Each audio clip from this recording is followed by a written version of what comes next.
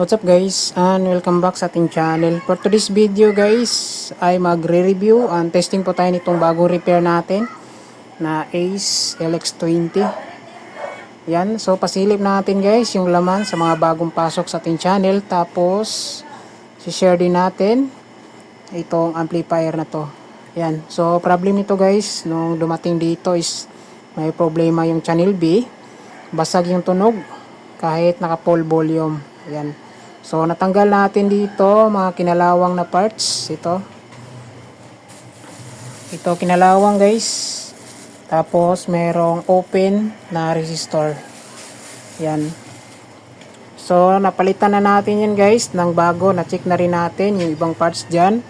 Tapos gusto ni bossing yung may-ari nito ay padagdagan ng isang pair na power transistor para maging 5 pairs po siya. Yan, kasi yung LX20 ay naka 4 pairs lang. Ito lang.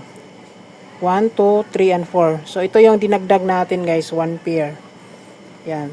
So, 5 pairs na po yan dito sa taas. Tapos sa ilalim ay naka 5 pairs na rin. Same dito guys sa isang channel. Ito yung channel 1 and channel 2. So, naka 5 pairs na po ito lahat guys. So, pwede na po ito mag-load ng 700 hanggang 1000 watts. So, advantage kasi dito guys, kapag naka 5 pairs tayo ay mas titibay yung ating amplifier. Yan. So, pwede na siya ihataw, no? Kasi hindi siya madaling mainit. Kasi marami na yung kaniyang power transistor. Siyempre, dagdag persa na rin guys. Yan. So, quick review natin bago natin sound test. So, dito guys, sa LX20, ito yung sa harap.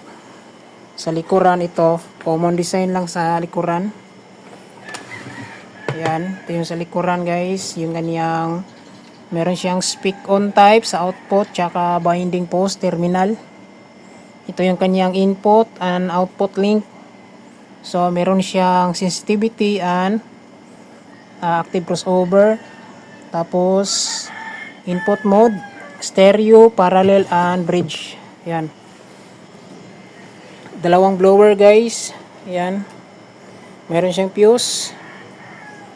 Tapos dito sa harap ay dito yung kanyang volume 1, volume 2, signal indicator, power switch. Yan. So ito naman yung kanyang transformer. Papakita lang natin guys. Yung transformer niya is 68 volts. Yan. 68 volts yung kanyang AC. 68 volts, 0, 68 volts. Ayan. So, kapag na-filter yan guys, check natin, pasilip natin kapag na-filter na. Dito tayo sa, check lang natin. Pasilip natin sa inyo guys, kung ilan na yung kanyang DC voltage kapag na-filter na. Yan, ito yung ground. Share lang natin guys, no. Yan, para may idea po kayo. Yan. Power natin. So, check natin yung kanyang pinaka-DC. So, dito tayo.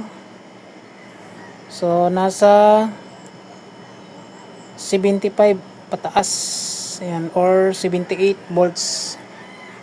Yan. Yung kanyang pinaka DC.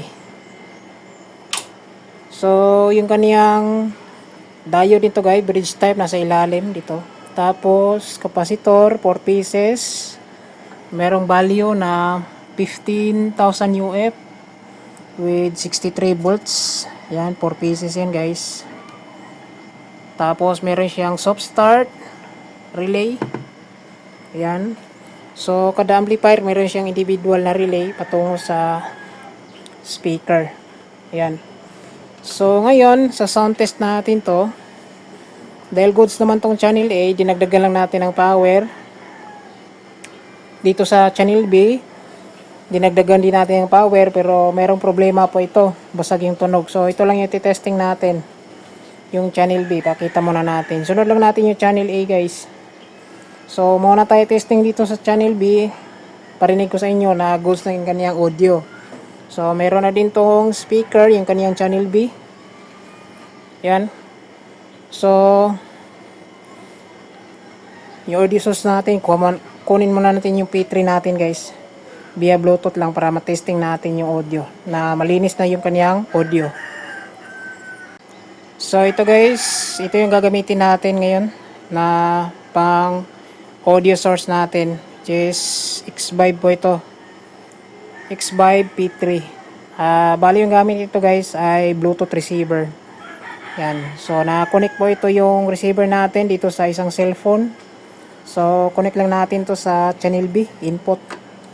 Yan. Tapos, naka-stereo mode yung ating switch. Tapos, dito guys, cellphone natin ay naka-connect na po yan sa P3. So, dito, check tayo. Hanap tayo ng music pang testing natin. So, ito guys. Naka-play na to ng music.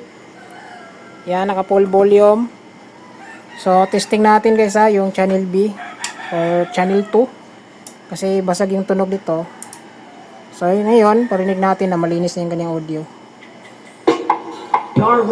Yan, malinis na yung audio guys. So, malinis na yung audio nito.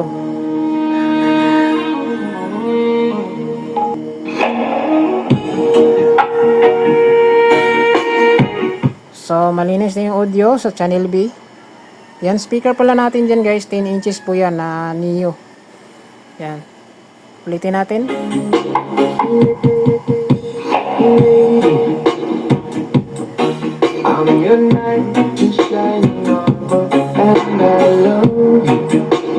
Yan. So, goods po ito guys. Yung channel B.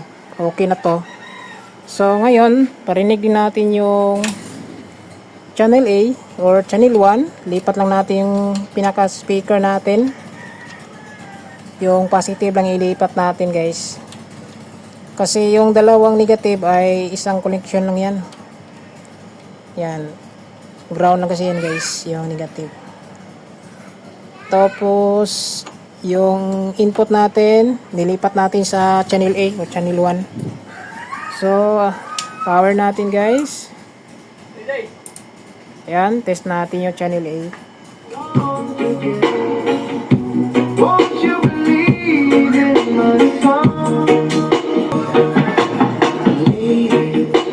Ayan.